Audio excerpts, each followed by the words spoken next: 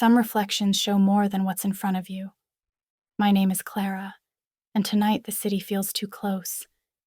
The rain had ended an hour ago, leaving everything slick and shimmering.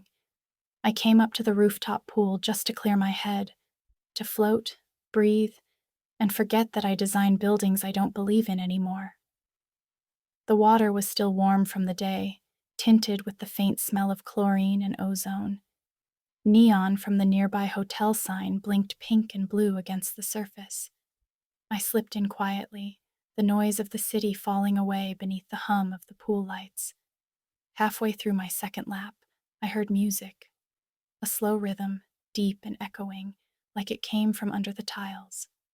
I turned and saw her, Tara. She lived upstairs. I'd seen her a few times in the elevator, always with headphones on, hair tied in a messy knot, eyes half hidden behind round glasses. Now she stood by the edge, barefoot, one earbud still in, a speaker glowing faintly beside her. "Didn't think anyone else swam this late," she said. "Didn't think anyone DJ'd this high up," I replied. She laughed softly, sitting on the edge. "Fair. I mix better with clouds." The bass pulsed through the air, rippling the water near her feet. It wasn't loud. It felt like a heartbeat, faint but steady. "What's it called?" I asked. "Echoes in Blue. My new track," she said, still unfinished. "Like everything worth listening to," I said. She smiled at that, the kind of smile that doesn't end at the mouth. Then, without warning, she dipped her legs into the pool, the neon spilling across her skin. "You mind if I join?" she asked. I shook my head. When she slid into the water, it felt like the temperature shifted. She floated beside me, eyes on the sky, the city lights flickering in her pupils. "Strange, isn't it?" she murmured. "All those people down there, living on top of each other, still lonely as hell." I nodded. Maybe it's easier to be alone when everyone else is pretending not to be. The music faded, replaced by the soft rhythm of our movements. "You think that's what you're doing?" she asked. "What?" "Pretending." Her voice was quiet but sharp, like a ripple cutting through calm water.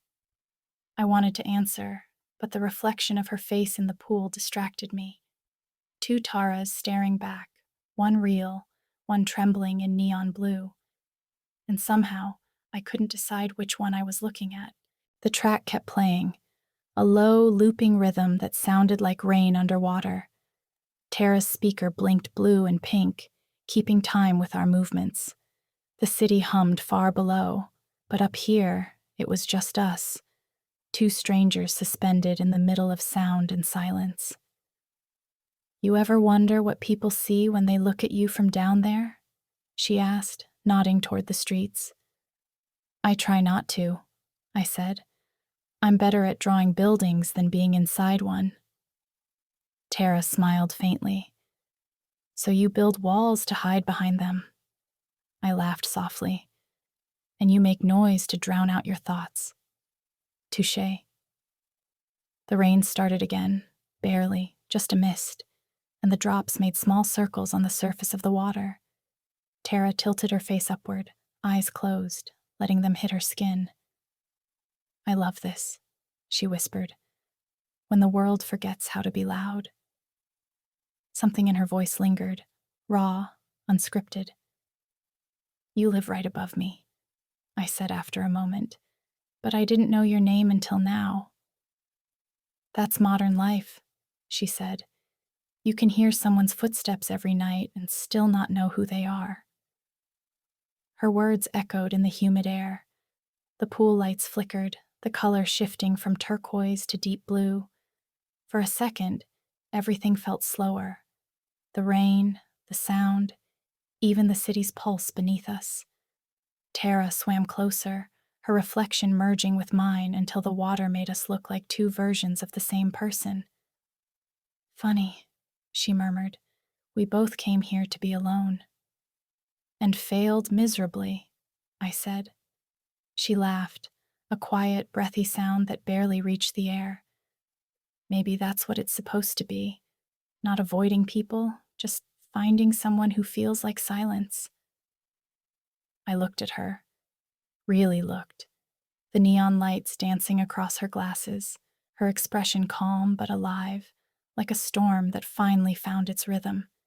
She reached for the speaker, turned it down until only the faintest notes remained. "You hear that?" she asked. "What?" "The space between sounds. That's where truth hides." We stayed there, half in shadow, half in reflection. Two strangers caught in the quiet rhythm of the city's heartbeat. When the track finally ended, she climbed out of the pool, wrapping herself in a towel, water glistening on her arms. "You should come by sometime," she said softly. "I could use another listener." "For your music?" "For the silence," she replied.